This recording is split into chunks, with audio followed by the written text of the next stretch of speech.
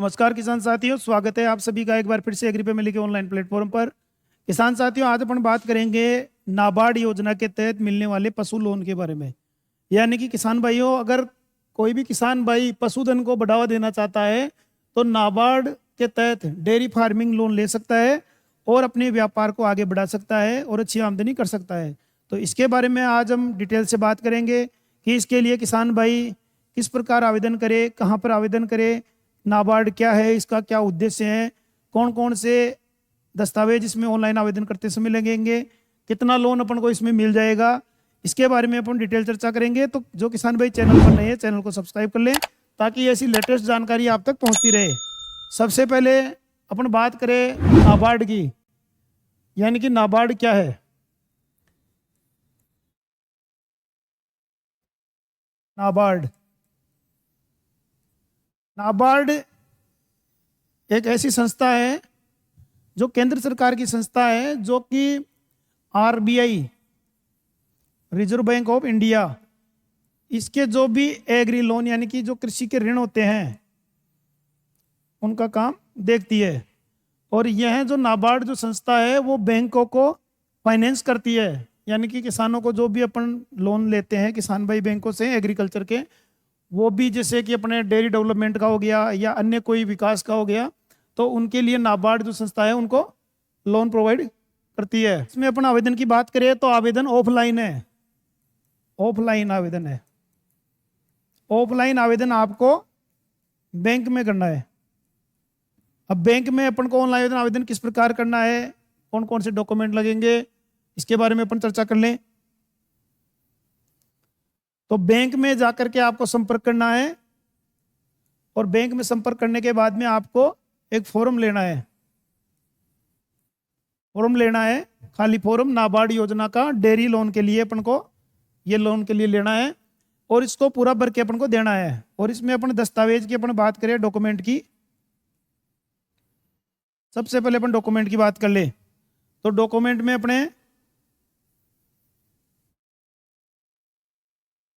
DPR, detail project report अपन को लगानी है, PAN card, Aadhaar card, mobile number, email ID, bank passbook, bank passbook लगानी है और इसकी 6 महीने की अपन को स्टेटमेंट भी इसमें लगानी है। और अपने जीएसटी सर्टिफिकेट अगर है तो ऑप्शनल है, और एक्सपीरियंस सर्टिफिकेट अगर है तो वो भी अपने ऑप्शनल है, ट्रेनिंग सर्टिफिकेट, ये जो तमाम चीज़ें हैं अपन को लगानी है। इसके अलावा लैंड डॉक्यूमेंट यानी भूमि के दस्तावेज, अपने भूमि के जो दस्तावेज है वो लगाने हैं। साथ ही परचेजिंग इन्फॉर्मेशन, यानी कि कहाँ से अपन पशु खरीद रहे हैं उसकी अपन को इन्फॉर्मेशन देनी है। और जो अपना शेड वगैरह अपन बनाएंगे उसकी अपन को इन्फॉर्मेशन देनी है। और बैंक का डॉक्यूमेंट, जो भी बैंक से अपन लोन वगैरह लेंगे तो उसका वो जो भी ऑनलाइन एप्लीकेशन करते समय अपन को लगाना है। और भी जो भी चीज़ें होती है, तमाम फॉर्मेलिटीज अपन को करनी होती है। लेकिन प्रमुख रूप से अपन इसमें देखें तो एक तो ज़मीन की आवश्यकता पड़ेगी, साथ ही जो अपन प्रोजेक्ट लगा रहे हैं उसकी डीपीआर की आवश्यकता पड़ेगी, और अपने जो बेसिक डॉक्यूमेंट है सारे वो अपने पास उपलब्ध होते हैं, वो लग जाएंगे। ये लगने के बाद में अपना जो आवेदन बैंक में अपन जमा करवा देंगे। बैंक में जमा करवाने के बाद में जो अपनी पत्रावली है, फाइल है, उसका वेरिफिकेशन यानी कि उसको सत्यापित करके जो बैंक के अधिकारी है उनके द्वारा सत्यापित किया जाएगा, यानी कि जो अपना प्री वेरिफिकेशन किया जाएगा। प्री वेरिफिकेशन यानी कि जहां अपन ये जो पशुपालन का अपन उस पर लोन लेना चाहते हैं, अपना कहाँ पर अपन शेड बनाना चाहते हैं या ऑलरेडी किसी ने शेड बना रखा है और वो इसको आगे बढ़ाना चाहता है, उसका भौतिक सत्यापन प्री वेरिफिकेशन के रूप में किया जाएगा, यानी कि मौका मुआयना किया जाएगा। मौका मुआयना करने के बाद में आपकी पत्रावली नाबार्ड को आगे प्रेषित कर दी जाएगी। नाबार्ड में आपकी पत्रावली जाने के बाद में अगर आपकी जो भी इंफॉर्मेशन है वो सही रहती है तो नाबार्ड से जो आपकी पत्रावली है वो आगे वापस बैंक को भेज दी जाएगी, यानी कि सैंक्शन के लिए बैंक को भेज दी जाएगी कि आप इस पत्रावली पे लोन अमाउंट आप दे सकते हो, यानी कि लोन आप कर सकते हो। इसके लिए जो नाबार्ड होती है ये रिफाइनेंस करती है बैंकों को, जो अमाउंट होता है। इसके बाद में बैंक है अपन को लोन देता है। अब लोन भी कई कंडीशन पर देता है अपन को बैंक। कंडीशन की अपन बात करें इसमें, तो बैंक जो लोन देता है वो अपन को डायरेक्ट खाते में अपन को नहीं देता है। भाई कोई किसान अगर आवेदन करना चाह रहा है और वो ये सोच रहा है कि जैसे मैंने 10 लाख के लोन के लिए आवेदन कर दिया तो यहाँ 10 लाख रुपए मेरे अकाउंट में आ जाएंगे, तो उसके अकाउंट में नहीं आएंगे, क्योंकि इसमें एक प्रोसीजर है। पहला प्रोसीजर, ये दूसरा प्रोसीजर। पहला प्रोसीजर की अपन बात करें तो एनिमल,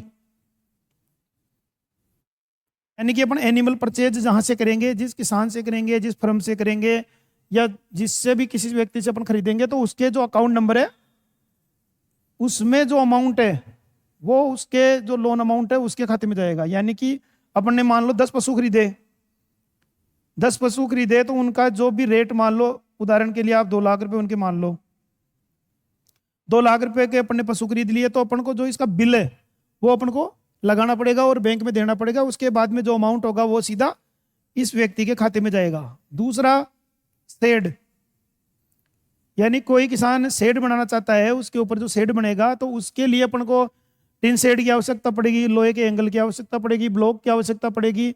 तो जहां से भी अपन मटेरियल इस शेड के लिए अपन खरीदेंगे, जिस फर्म से अपन खरीदेंगे या किसी दुकान से जो भी होगा, उसका अपन को बिल प्रस्तुत करना होगा। जीएसटी बिल उसमें प्रस्तुत होगा टिन शेड का और लोहे के एंगलों का, और जो सीमेंटेड जो ब्लॉक्स हैं उनका बिल लगेगा। और बिल लगाने के बाद में जो अमाउंट होगा वो लोन वाला वो सीधा फर्म के खाते में चला जाएगा। तो इस प्रकार 2 माध्यम से पैसा दोनों फर्मों के खाते में चला जाएगा, ना कि किसान के खाते में आएगा। और जो लोन होगा वो किसान के अकाउंट पर लोन हो जाएगा। और वो लोन अपन को अकॉर्डिंग टू अपने सिविल स्कोर पे डिपेंड है कि अपना कितने रेट ऑफ इंटरेस्ट लगेगी, कितना अमाउंट अपन को मिलेगा, कितनी अपने पास में जमीन है, क्या प्रोजेक्ट अपनी डिटेल है, उस प्रोजेक्ट की डिटेल के आधार पे अपन को लोन मिलेगा। इसके अलावा इसमें कुछ विशेष बातें भी हैं, जैसे अपन जो भी पशु खरीदेंगे, यानी कि एनिमल जो भी अपन खरीदेंगे, वो किस नस्ल के अपन खरीद रहे हैं वो इंफॉर्मेशन अपन को देनी है। साथ ही इंश्योरेंस, यानी कि पशु का बीमा करवाना है। और एक होता है अपने हेल्थ सर्टिफिकेट। ये तीनों चीज़ों की जो इंफॉर्मेशन है अपन को बैंक को देनी होगी, उसके बाद में ही अपना लोन अमाउंट सैंक्शन होगा। तो इस बात का भी विशेष ध्यान रखें, यानी परचेज करने के बाद में नस्ल का, इंश्योरेंस का और हेल्थ सर्टिफिकेट, ये तीनों चीज़ अपन को देनी है। इसके अलावा लोन में एक चीज़ और आती है कि लोन अपन जो ले रहे हैं, वैसे तो अपन कोई ज़रूरी नहीं है कि अपन नाबार्ड से ही लोन ले, अपन डायरेक्ट बैंक से भी लोन ले सकते हैं या अन्य किसी और जगह से भी अपन लोन ले सकते हैं, फाइनेंस कहीं से भी करवा सकते हैं। लेकिन नाबार्ड से लोन लेने के कुछ फायदे हैं। अगर डायरेक्ट अपन लोन लेते हैं, डायरेक्ट अपन लोन लेंगे तो उसमें एक तो रेट ऑफ इंटरेस्ट जो लगेगा वो ज़्यादा लगेगा। दूसरा, अपन नाबार्ड के थ्रू अगर जो डेयरी लोन लेते हैं अपन, तो एक तो इसमें पहला फायदा तो अपना रेट ऑफ इंटरेस्ट में कम से कम 2 से 3% का ये फायदा होगा। दूसरा फायदा, नाबार्ड से के थ्रू अपन लेते हैं, पत्रावली जाती है, तो उसमें जो सब्सिडी अपन को मिलती है। अब सब्सिडी की अपन बात करें तो सब्सिडी 25 से लेकर के 33% तक वर्तमान में इस लोन पर सब्सिडी मिल रही है। वो आप पर डिपेंड है कि आप टाइम टू टाइम ईएमआई पे कर रहे हो, नहीं कर रहे हो। अगर आप टाइमली नहीं करते हो तो ये आपको सब्सिडी नहीं मिलेगी। तो ये तो बात हुई अपने सब्सिडी की। तो इस प्रकार किसान भाई सब्सिडी का फायदा ले सकता है, लोन अमाउंट ले सकता है, डेयरी व्यवसाय को आगे बढ़ा सकता है। और इसमें ब्रीड के अलावा प्रोसेसिंग पर भी लोन ले सकता है। यानी कि ब्रीड के लिए तो अपन ले रहे हैं, साथ ही इसमें जो डेयरी प्रोडक्ट होते हैं,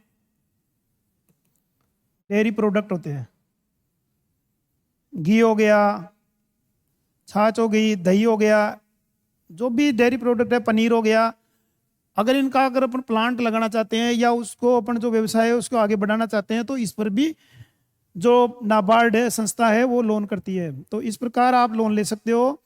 और जो प्रक्रिया आपको बताई है ऑफलाइन माध्यम की प्रक्रिया है, तो बैंक में जाके आप संपर्क करें, अगर इसके अलावा भी कोई कन्फ्यूजन आपको रहता है तो बैंक में संपर्क करें, और जो लेटेस्ट अपडेट जो है वो भी आप वहाँ जाके जानकारी उसकी ले सकते हो। तो इस प्रकार की जानकारी आपको कैसी लगी है किसान साथियों? इस प्रकार लोन का आप फायदा ले सकते हो और सब्सिडी का फायदा ले सकते हो। तो मिलते हैं फिर ऐसे नई वीडियो में, तब तक के लिए जय जवान जय किसान।